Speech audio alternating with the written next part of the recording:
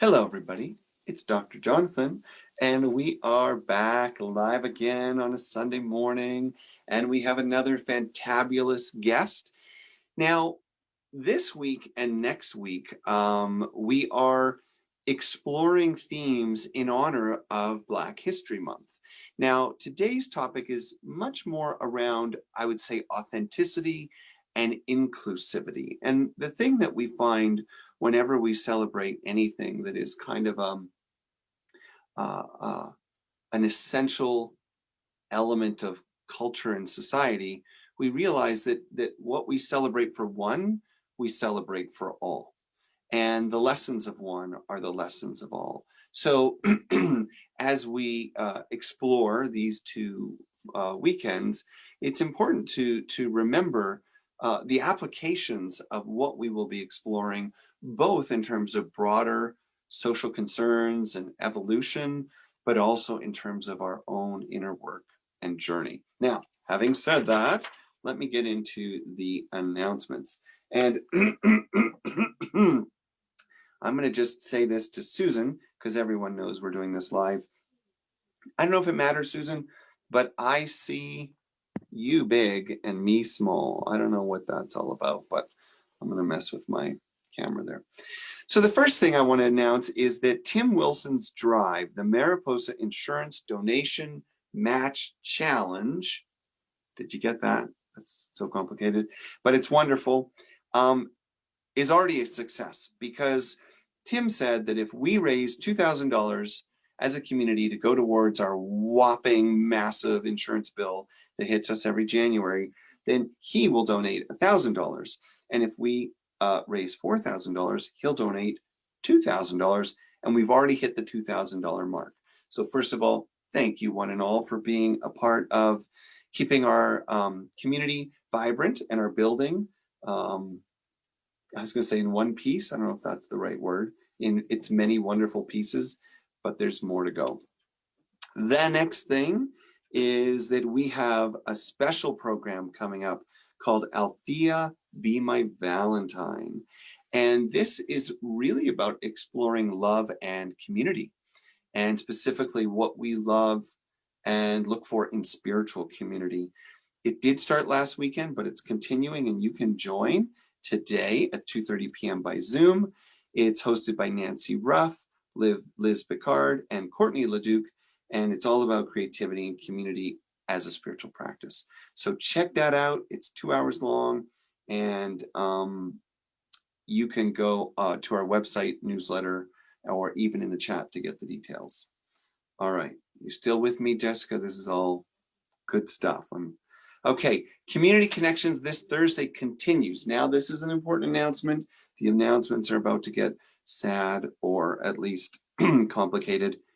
This will be my last Thursday hosting Community Connections.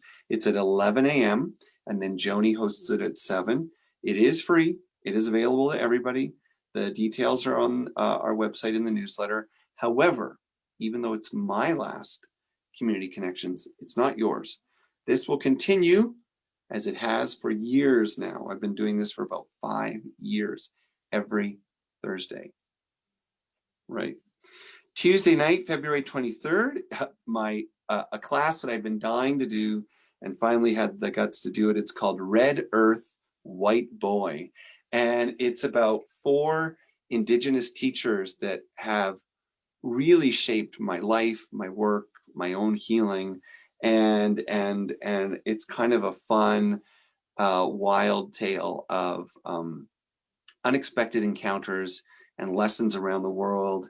But we will also look at some themes that do relate to the February honoring of Black History Month, as we talk about cultural connection, cultural dialogue, and cultural appropriation. So lots of good stuff there. Suzanne Hunt has 2 healing meditation modules coming up, so check it out. 1 and 2 are almost here. Early registrations get a discount, so hopefully you're following that. All right, I am almost there. I've almost covered it all. I always feel like I'm a talk show host when I'm doing these. I am kind of a talk show host, I guess. Yeah, today I am. So slowing down a little bit, I guess I want to remind you 11:30 when we finish this wonderful dialogue with my wonderful guest who I'm going to introduce in a moment. Um, you'll be able to join me for a little chat from 11:30 to 12. And finally, most of you know by now that next week will be my last full-time week in my full position as director and spiritual lead for Althea community. But I will be involved in March. I will be running Sundays in March, but little by little, I'll be pulling back from my office duties and my availability for connection during the week. But here's the thing we want you to know. First of all, family is family, which means I'm not going anywhere. Even if I move to Timbuktu, we're still family. That's not going to change ever. So when people worry a little bit about, when are we going to connect again? And will we do things in person? I don't know when we're going to do things in person, but we're going to see each other again. I am not leaving the planet. Not at least, it's not in my itinerary. The other thing to know is that the board is working with you and working very hard internally to find the balance between processing the speed and the challenge and the surprise of this change with their own need to grieve and manage the emotions of themselves and each other and the community, while looking forward to creating a strong plan for the future. So don't worry. That's my simple message. Take a breath. Remember, we are not in control of anything. Everything we do begins and ends in spirit, and the changes that we face in life are no different.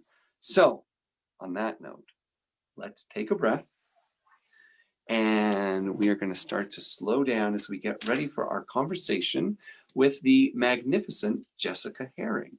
Now, Jessica Herring is with us today because she came highly recommended by people I quite adore and respect. But I have to tell you, she brings a really important and unique voice to the conversation around authenticity and inclusivity. Because what I see is that Jessica has explored this theme in a lot of ways that most people don't give themselves permission to. So not only as a yoga teacher, but as a dancer, as an artist, and really, you haven't named yourself this, but I would say as a spiritual coach as well. I see Jessica as someone who has a deep intellectual understanding of community and process and yogic philosophy, but balances it with a deep relationship to body, embodiment, and helping people to each find their own voice. In fact, her website is onebeautifulyou.com.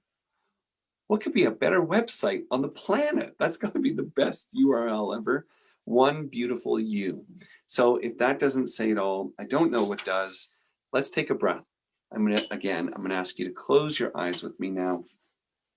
We'll settle in and begin our conversation. So with your eyes closed, sitting comfortably but alert.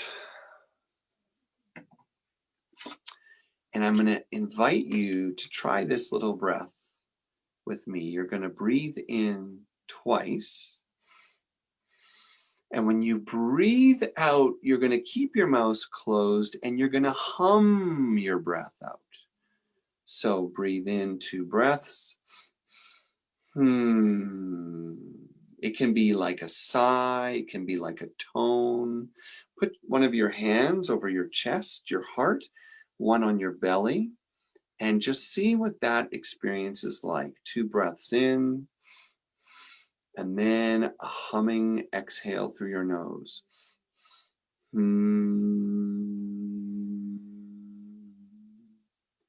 And don't feel silly, there's no one watching you. 2 breaths in, mouth closed, and humming your exhale.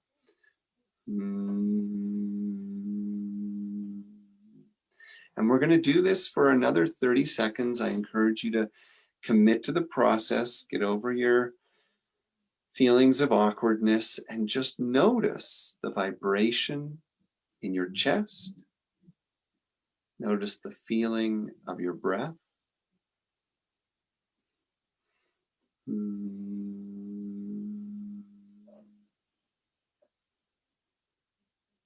And let your awareness of your body release your mind from its busyness. Release your emotions from their drama.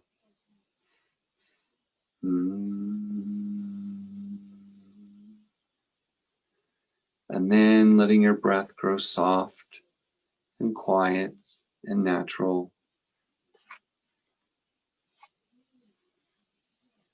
We come into the present moment, noticing stillness and silence,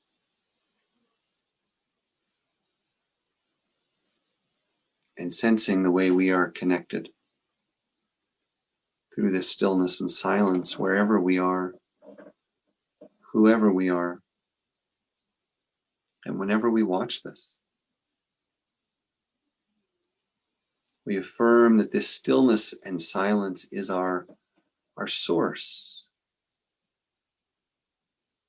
It is the ever-present energy of love and wisdom, as our grandmothers, our founders affirmed for us over 130 years ago, when they prayed and said, God is all, both invisible and visible, one presence, one mind, one power is all. And this one that is all is perfect life and perfect love and perfect substance. We are individualized expressions of God and are ever one with this perfect life, perfect love, and perfect substance.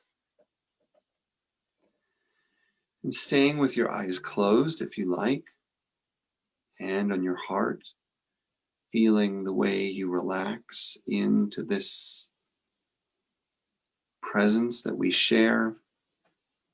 And we are reminded by Hafiz of the preciousness and beauty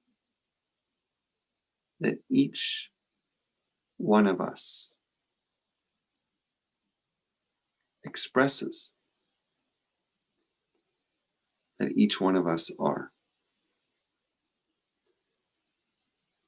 He writes, "My beloved said, my name is not complete without yours. I thought, how could a human's worth ever be such? And God, knowing all our thoughts, and all our thoughts are innocent steps on the path, God then addressed my heart. God revealed a sublime truth to the world when God sang, I am made whole by your life. Each soul completes me." And with that, I invite you to the room and our conversation.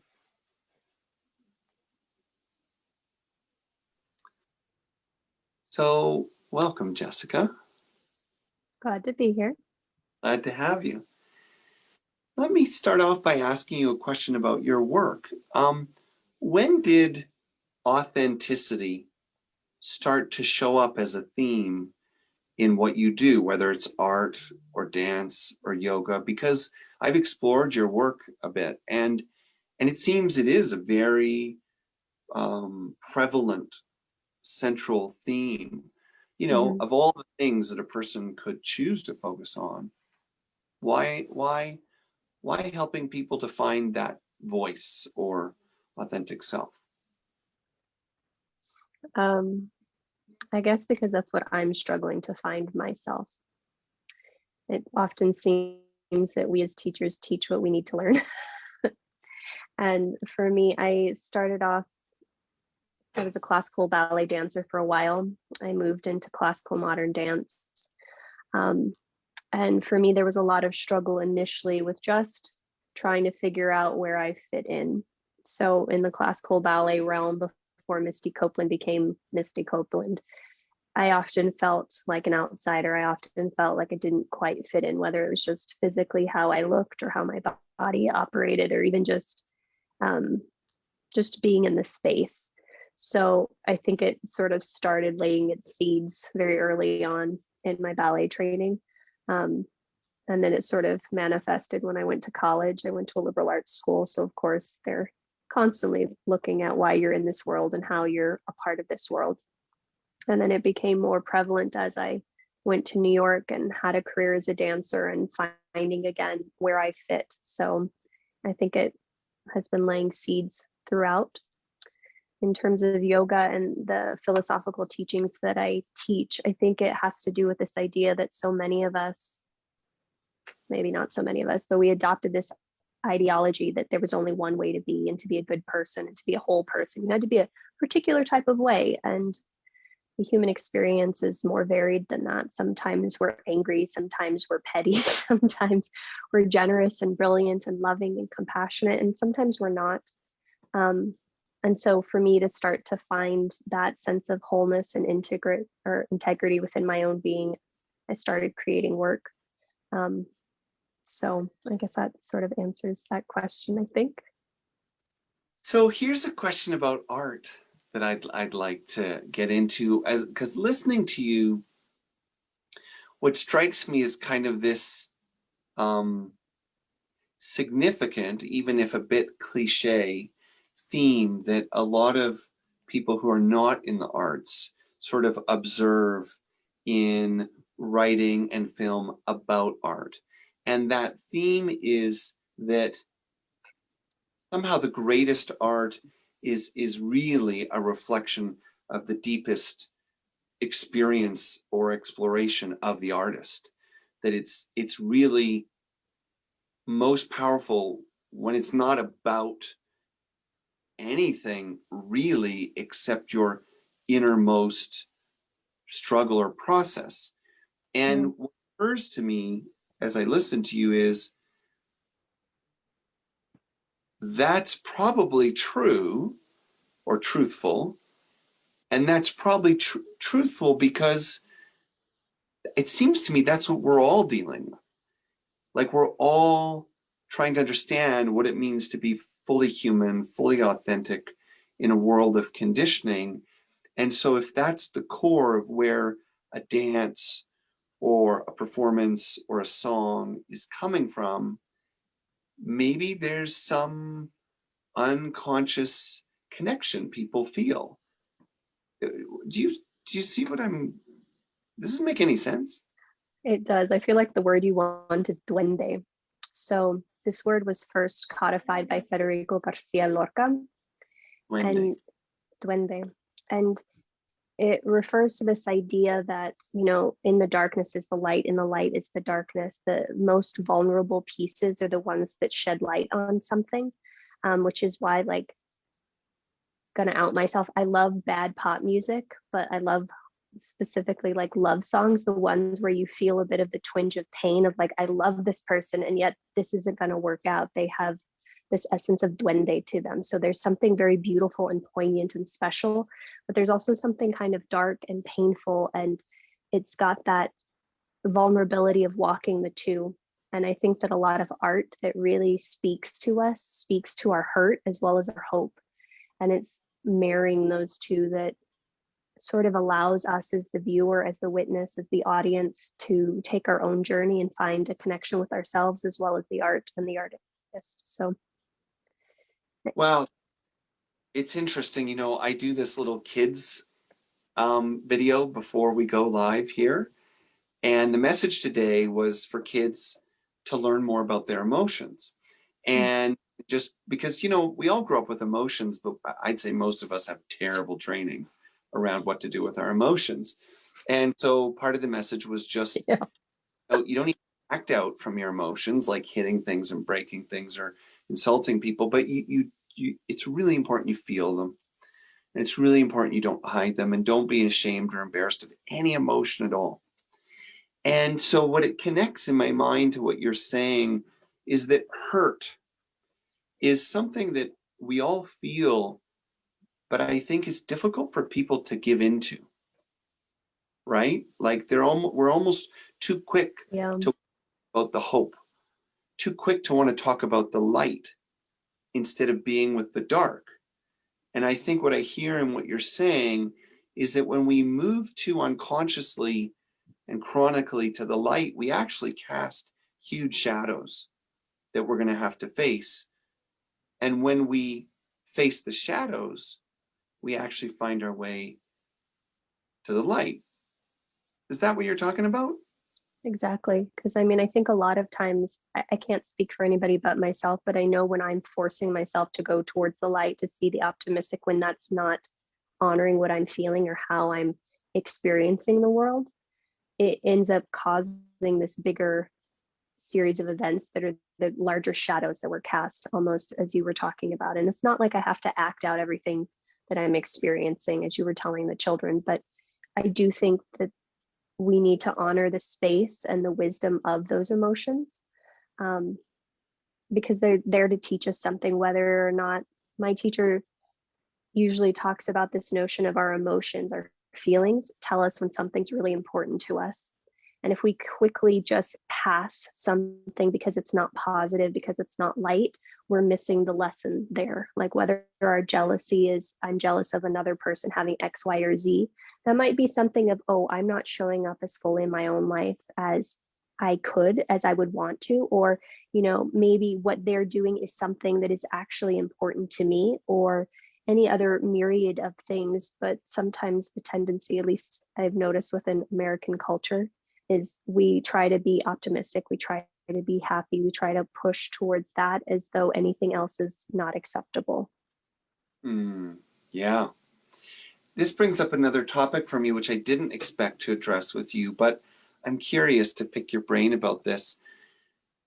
So it opens the door on the topic of transitions, Mm. and I'm just sharing something that's like a personal interest of mine, and I don't know what you're going to say about this, but I connect transitions to what you're talking about because in order to fully feel, we need some time and space to feel it. Yeah. But from the time we're young, at least in the mainstream Western culture, transition is not something we allow time for, right? So you go from gym class to writing class to math class to science class, and nobody cares if you need to get your head around the transition, right? If you need to like Yeah. shake it out and be active because you were so cooped up in English class and now you're going into chemistry or whatever it is, that's just considered delinquent behavior, right? Yeah. Or if or whatever it is, whether it's changing jobs or whether it's changing partners or changing schools, it's sort of like we always expect people to end something with the beginning of the next thing in mind. When I don't know, but it seems to me life is almost only transitions, although we act like it's not at all. So, in the world of art and dance and yoga, what's the role of transitions? I mean, is there a role for transitions, or is it just a performance and then people have to deal with the transition themselves? I think everything's a transition. Yoga, we'll start there, is all about transitions. Like the ultimate aim of it is to help us learn how to prepare to die well. Mm, mm, Every aspect of it is, how can I let go a little bit more? How can I soften? How can I open myself and receive what's happening in this moment, regardless of my expectations, my desires, my wants, my will? Like, what is present with me, and how can I learn to soften and receive that and let go of all this other ideology I have around it? With regards to dance, it's like Dance is one of the beautiful things in the sense that it's ephemeral. As soon as something presents itself, it's already decaying and dying. Like, what makes dance beautiful is the fact that it's a constant transition. Unlike a painting, which is there, like, not many people watch a painter paint, but with dance, you watch them go through the transition of performing this work, and the performing is in and of itself just nothing but a series of transitions from beginning to end. Obviously, we're rehearsing behind the scenes and you don't see that, but you see sort of the culmination of our practice of going through transitions. So I guess that's all that there is transition. But I think that's hard for us to remember, because going back to your point about going from this to that to this to that, if you look at it from a nature perspective, we're almost always expecting everything to be in the seasons of summer or spring. And so when they're going into fall and they're starting to decay, and when we're going into winter, when it needs to perhaps be a little bit stiller and more internalized, we're not always allowing ourselves the spaces of fall and winter in our lives, in our relationships, in our jobs. We're always trying to stay in summer and spring, and we can't constantly be creating. We can't constantly be busy. Sometimes that everything needs to slow down. Sometimes it needs to stop entirely, even though it doesn't actually, it just looks like that. So What do you think the consequences of not creating space? COVID. Right on. Great answer. That's it, right? That's Yeah. just like first saying, everyone slow the fuzz down. Yeah. I mean, that was one of the interesting things. I think so many of us got sick, whether it was physically or mentally or emotionally, because we had just been going for too long. We weren't honoring the natural seasons that are in our body, that are in nature, that are in our lives in general. We were just trying to keep pushing. So I think that's what results. We end up having something that literally knocks us all off our feet, knocks us out of our orbits, and causes us to have to pause. Well, and if I could, I'm making notes. That's what I am always making notes when I talk to people, because I'm just trying to figure life out here. You Let know me know what? when you figure it out. Or at least find a few pieces, right? Yeah. I will, with an incomplete puzzle. But what it reminds me of is climate destabilization, right? What we'll call climate change, and this idea that when a system isn't allowed to have its full cycle of expressions, or when that full cycle of expressions is changed from the outside, then imbalance, and in many cases chaos, follows. So I kind of hear you and I think, yeah, like you're so right on. When we don't allow ourselves to have winter, spring, summer, and fall about anything and everything in our life, then whatever that thing is that we're going through, if it lacks the wholeness, then there'll be a greater suffering, a greater imbalance. Now, of course, we can learn from that, but let's get back to the topic of the consequence of not embracing. Well, it's interesting. This is now like a theme between us, right? The embracing the light and the dark, embracing times of transition and emotion. But there's another kind of embracing that I want to ask you about from your vantage point as someone, again, having been in art and dance, but also in the conscious living community. How do you relate to the way our society, I'm trying not to use the word relate twice, but how do you think about the way our society relates to the body? Because I think dance and art and yoga as all like body practices, body relation, body expressions. And it seems any one of those can lead people to some pretty horrible self-judgment and misuse of those body practices. But they can also be incredible reclamations of something that feels lost. do you, how do you see art and movement and the body in the context of our culture?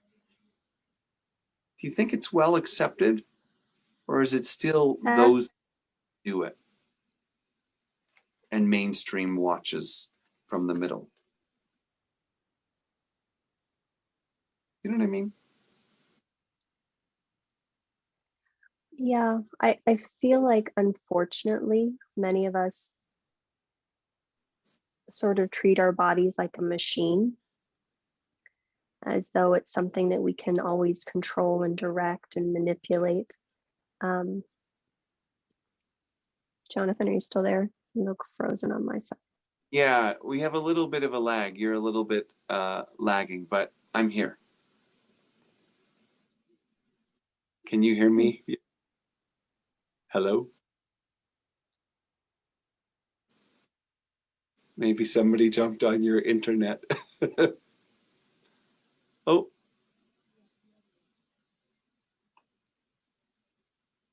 hello? You're muted. You went away and came back, but you look synchronized now. Okay. Oh, Yeah. good. Okay. Um, So the question was so just going back, question. how is the body, how do you see the body and the body-based practices in the context of our culture?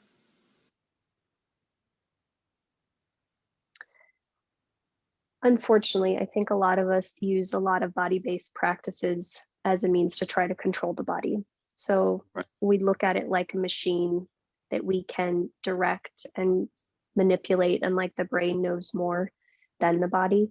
Um, but there's so many scholars like Bessel van der Kolk and a lot of dance study scholars that actually say that the body is what informs the brain, and it really should be looked at that way. Our bodies keep track of every injury and harm that we've ever had. Our bodies tell us when we're happy. Our bodies tell us when we're not. So with COVID, for instance, going back to that, how many of us prior to that would be sick and yet force ourselves to continue to go about something because we had this to-do list of things that we needed to get done? Or, you know, you were supposed to talk with somebody, but there was a part of you that felt a little bit of resistance or internal, like, ooh, I don't feel welcome and open to doing that. But the mind would say, just go ahead and do this. And you just go ahead and do that anyways.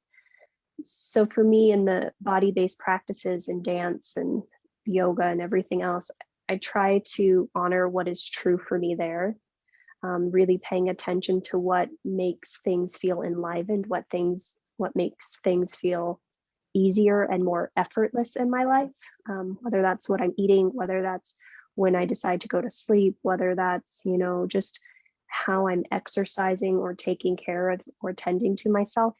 Um, but a lot of times we don't use that. The brain directs us in ways that might not always be helpful. Absolutely. Are we on track still? Yeah. Oh, I you're meant talking to Susan. with the internet. I was just checking that you were still getting me clearly. So yes, I think you're right on. I mean, we micromanage our body with our mind.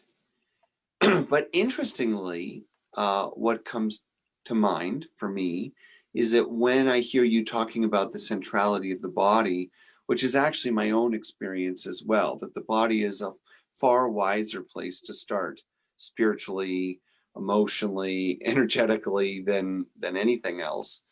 Um, it seems the body is almost always, at least when there's a fuller embrace of the body, it's associated with creativity, which is kind of interesting, right? It's interesting that Mm. you point out that our culture tries in some ways to manipulate the body, which is a very uncreative act. But when we have a fuller experience of embodiment, then creativity follows. What do you think is the role, or do you think creativity is important when it comes to wholeness and health and creating life balance?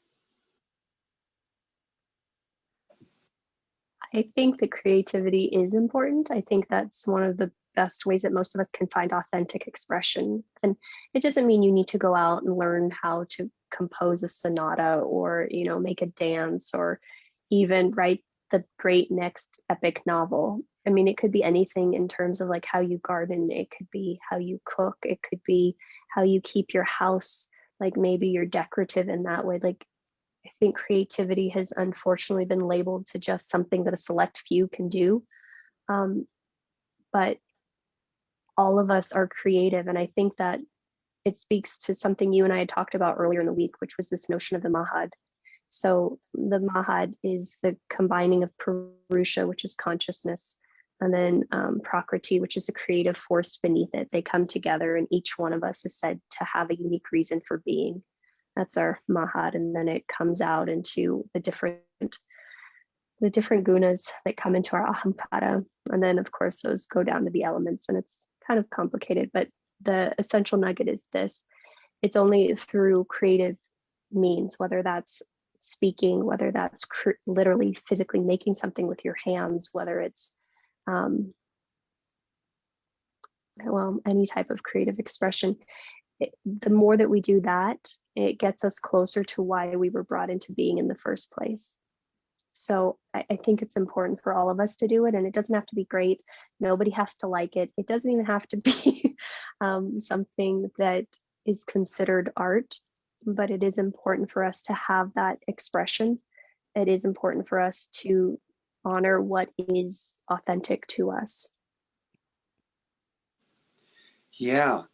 And I'm so glad you said that, because I think that that's the first thing that happens. People hear, oh, she's an artist, she's a dancer, she's a yoga teacher, so she knows about that stuff, but it's not for me, Yeah. And what I hear you saying is that in order to activate that sense of self-knowing or purpose, however you phrase it, creative expression helps us get there. It does.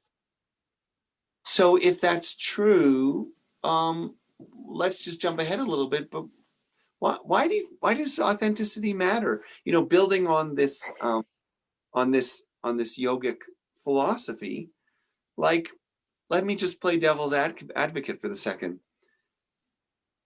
Who cares if people are authentic? You are what you are. So what? You swallowed your hopes and dreams. You got a job. You stuck with it. You're someone, you could take or leave. But you pay the bills. You watch your games. You get drunk on Friday night. It's fine. Like, what's the big deal about authenticity? Why does it matter so much? Well, when you Like, right? I got to be creative. I got to heal. I got to my my what was it? Mahad. My mahad. My like, God, I got enough to do. Well, I think it matters for a couple of reasons. The first, yes, Mr. Devil's Advocate, is the notion that I don't know if people that are doing that are very happy. I mean, the way that you just described that of I'm going to this job I don't really like, but this person could take or leave, I'm paying these bills, I'm drinking my beer, like, no offense to any of those things, but I don't get the idea that if that's the internal mantra going through your head, that you're very fulfilled or happy with your life or how things are going. You've just sort of accepted that this is the way the life is, and you're just trying to do the best that you can with it. And there's nothing wrong with that. I think all of us are trying to do the best that we can with life. And there's a potentiality that if you changed one little thing, that might at least make you feel better. And even if it doesn't change anything else on the rest of the planet, it might make you feel better. And there's the larger idea that each one of us has a specific role that we're supposed to fill in order to serve the greater whole. And the only way we can do that is by being 100% authentically who we are. Right. So that's beautiful that you said that. And I have to tell you, I've been doing interviews on and off since September, and it's deeply touching and kind of spooky how no matter what the person's background is, and you have some very illustrious company, we have had some really powerful people. This theme comes up all the time which is to stop thinking of ourselves in such isolation and to remember that our authenticity is a part of our ecosystem. It is about our community, it is about our family, our culture, our world. And it's not just the idea that, oh, if I'm a good person, the world will be a better place. But no, it's more, we had a fellow named Bill Plotkin join us, who works a lot with people in nature. And he said, no, it's more like, if the owl doesn't do its job, even if that's killing mice, then the mouse population is out of balance. And if the mouse doesn't do its job, then its population is out of balance. And then the plants and the seeds aren't getting what they need. And like the whole thing really does work together in human communities, just as it does in nature. Now, having said that, we're now going to put a little spin on this to get a bit spicier. So now let's introduce the element of race and ethnicity. Okay.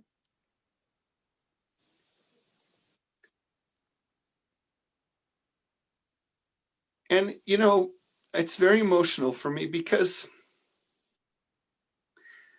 I grew up in a very multicultural community, and it wasn't something that was ever conscious or unconscious in my family. We were, a Caucasian family, raised Jewish, but on my dad's side, mostly Scottish. But we were in a very ethnically diverse community. Like when I grew up, my first best friend was Sikh, and I knew he was Sikh. I went to their house and I ate Indian food. I had a roti when I was 6. It was like my first favorite food, and curried chicken, and I knew a bit about their family. We were very close. And if you're out there, JC, send me a note. Anyway, and curiously, as my life went on, I found myself always really the minority, right? So I was the white kid with a group of Filipino friends, or with Black friends, or Indigenous friends. What I took for granted, though, was my privilege. And my privilege to enter other communities, I didn't know that that was a big deal. I didn't know that the reverse might not have been easy for them. And this has only become more and more clear and painful for me, because what chokes me up and makes me feel so I don't know, just filled with emotion, is that I think about how many people I know and love, how their journey towards authenticity is just that much harder because of the overlay of race and society and white supremacy. Am I exaggerating this, or what's your experience of that? Because I think white folks that have everything you could possibly want in the world, they have a hell of a time being authentic. But what do you do if you grow up in a community where you're systematically being taught to hate the color of your skin? Or like, you know, like I read children's books to my daughter, and every freaking character is a boy. Like every hero's a boy. What is the deal? Like, didn't anyone ever think a girl might be reading the book? What's the role of race and gender in authenticity in your work, and maybe even in your life? Um, I guess I'll start with in my life. Um, I do think you point out something very interesting. So for instance, I'm mixed, but I'm sort of this ambiguous looking thing. People often do not really know what I am, and I'm treated very differently based upon what they think that I might be or might not be.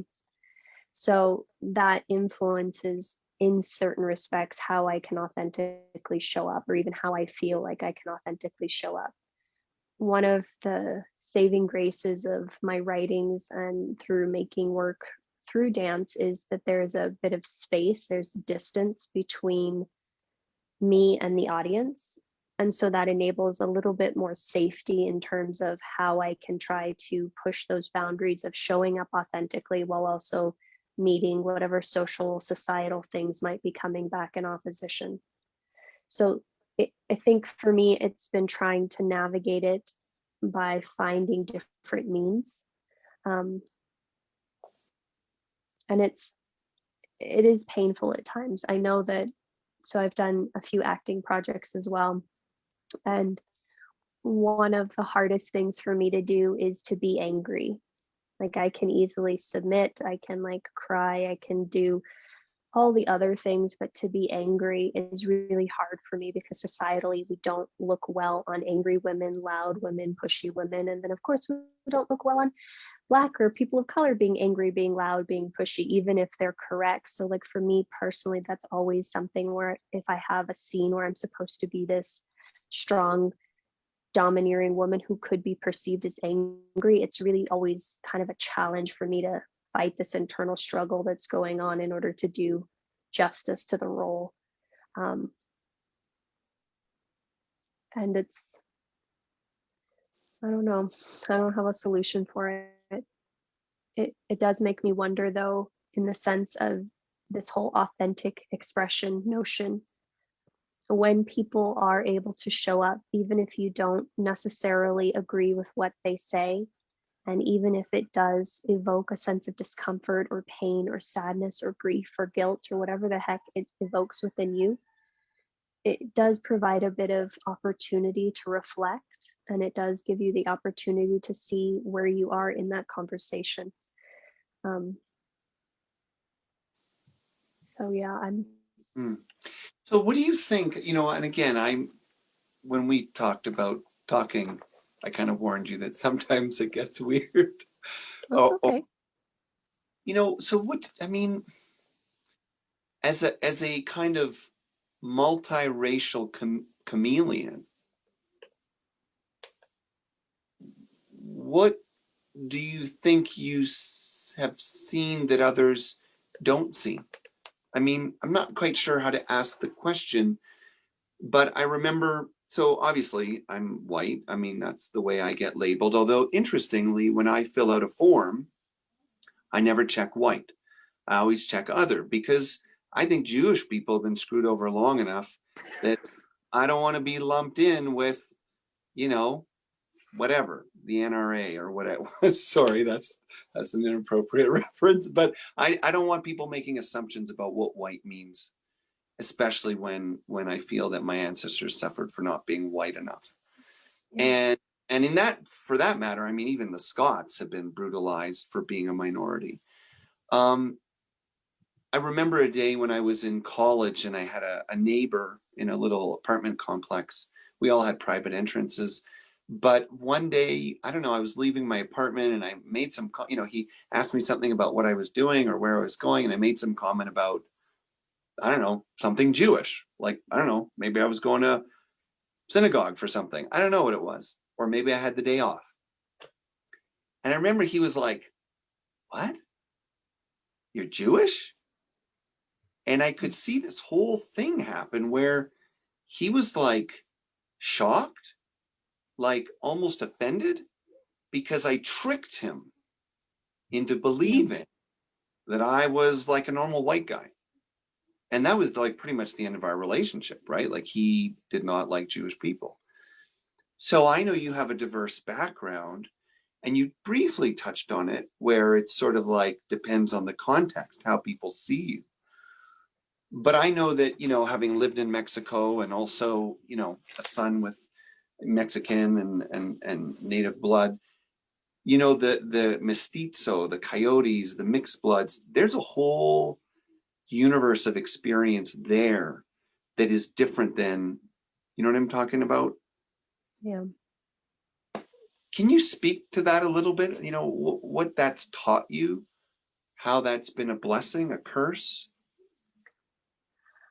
Um, I'm still learning. I mean, it's one of those things that as a kid, I think it was more challenging in the sense that neither one of my parents could understand what I would be going through because it wasn't their lived experience. Um, Hmm. I think it's helpful that I have siblings, but I know that as a kid, that was really, really challenging for me because I didn't look like either group. And so I didn't feel like I was part of either group. Um, and in some respects, I think it has taught me to be adaptable, but there are other moments where it is a struggle. I just am looking for home, and that's possibly also why I'm constantly trying to find authenticity and expression, because I'm looking for that space where I belong, where I know that I belong, where I know that I'm home, um, and whole and seen and valued just for being the person that I am.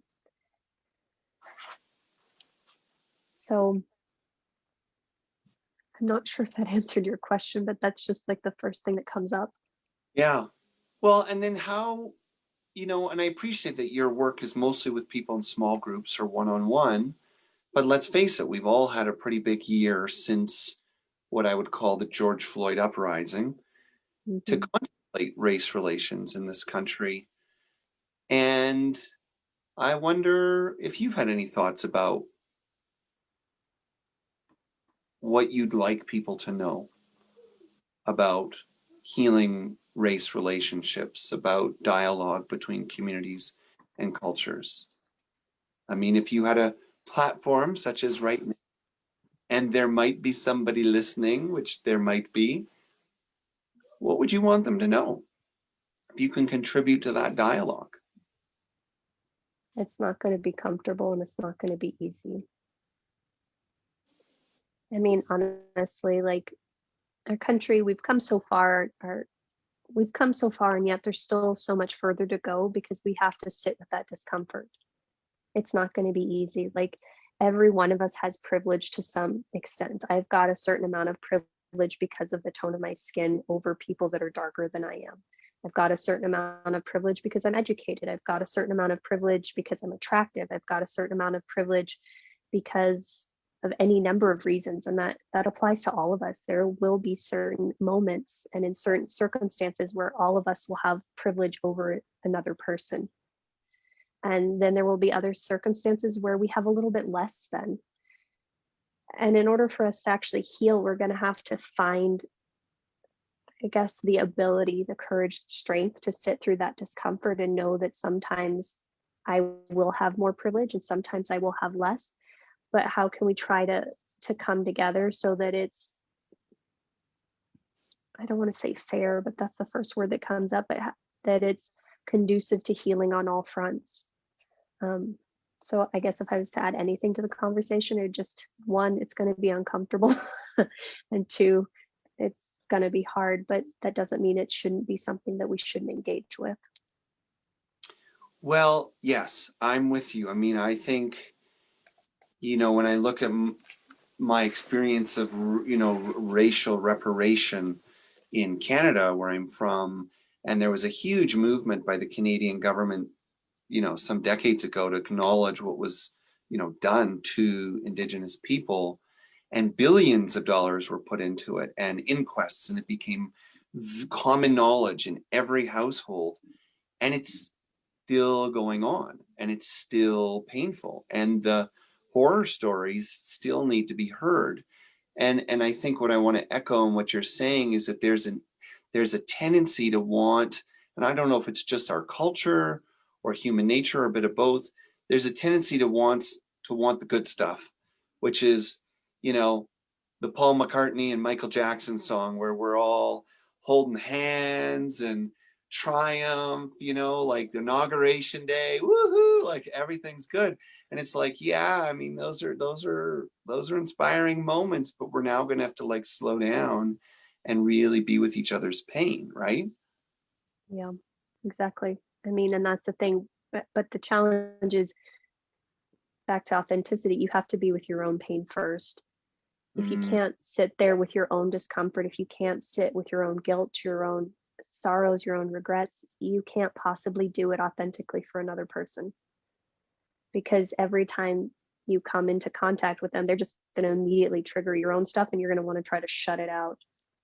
So the two go hand in hand. Us being able to sit with all of our emotions, all of our feelings, all of our regrets, whatever joys, blah, blah, blah, enables us to do that with another. And then that's where the connection comes. That's where the healing comes. Wow.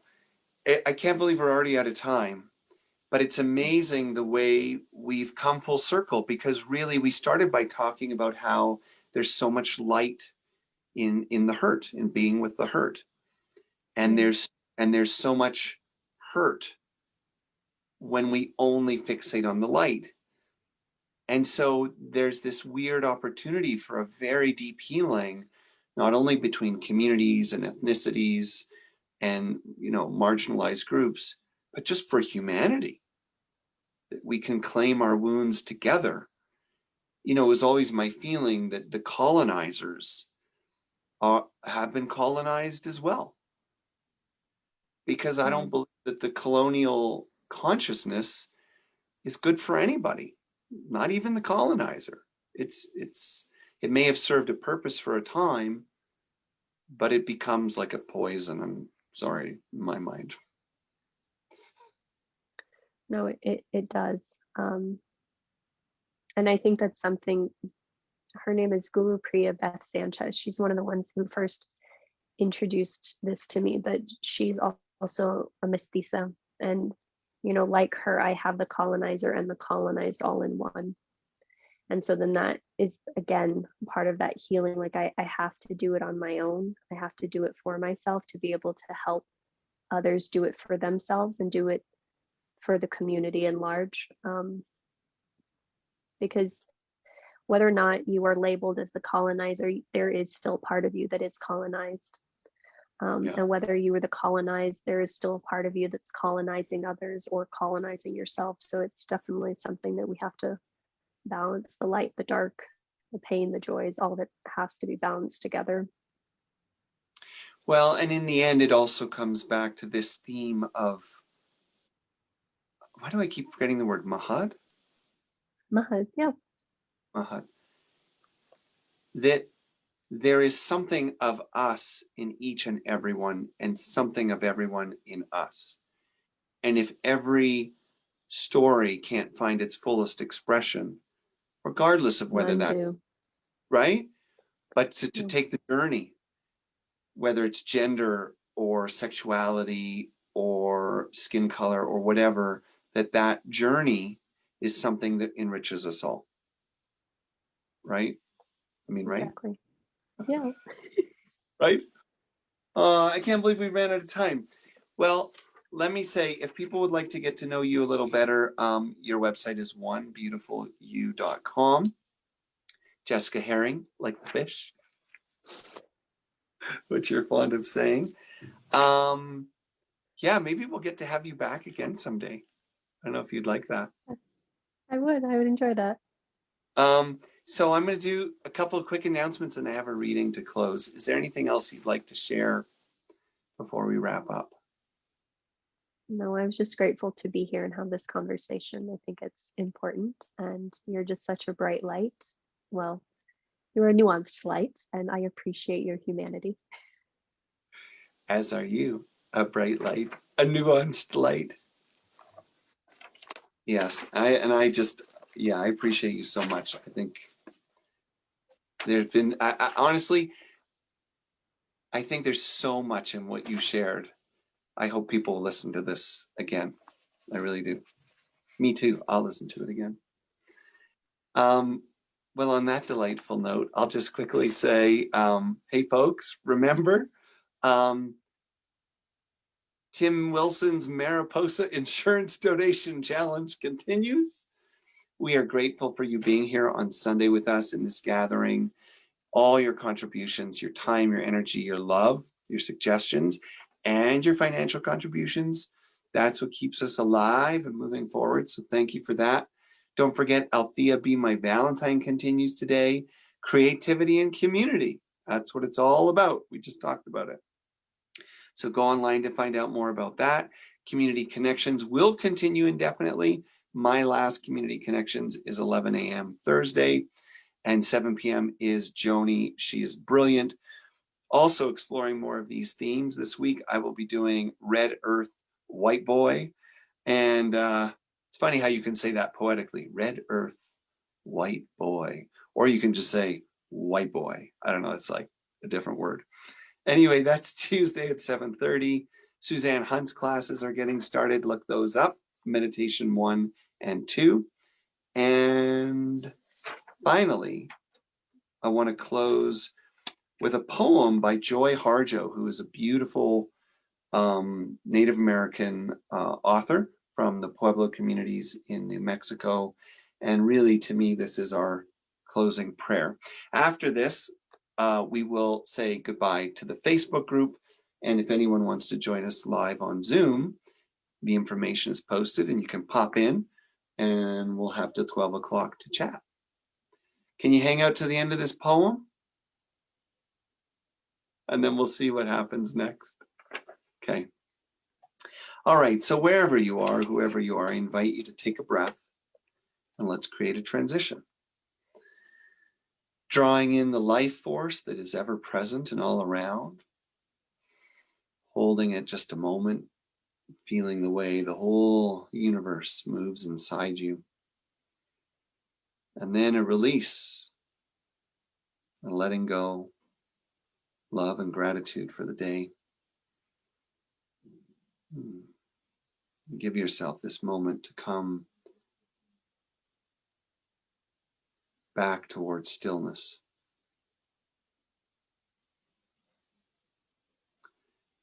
Remember the sky that you were born under. Know each of the stars' stories. Remember the moon. Know who she is. Remember the sun's birth at dawn. That is the strongest point of time. Remember sundown and the giving away tonight. Remember your birth, how your mother struggled to give you form and breath. You are evidence of her life and her mother's and hers. Remember your father. He is your life. Also, remember the earth whose skin you are, red earth, black earth, yellow earth, white earth, brown earth. We are earth. Remember the plants, trees, animal life who all have their tribes, their families, their histories too. Talk to them. Listen to them. They are alive poems. Remember the wind. Remember her voice. She knows the origin of this universe. Remember that you are all people and that all people are you. Remember that you are this universe and this universe is you. Remember that all is in motion, is growing, is you. Remember that language comes from this. Remember the dance, that language is, that life is. Remember.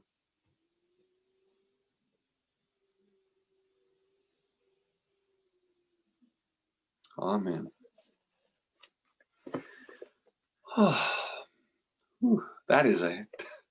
That's everything right there in a poem.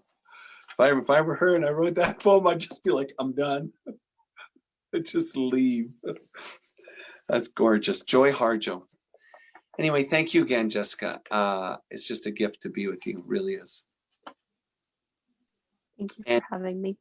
Yeah. And I guess, do you have to go? You have to go, right? Or do you have to go? I don't know. In a little bit, yeah. Okay. I can join some of the questions though if you'd like. Great. So we're going to start letting people in the room.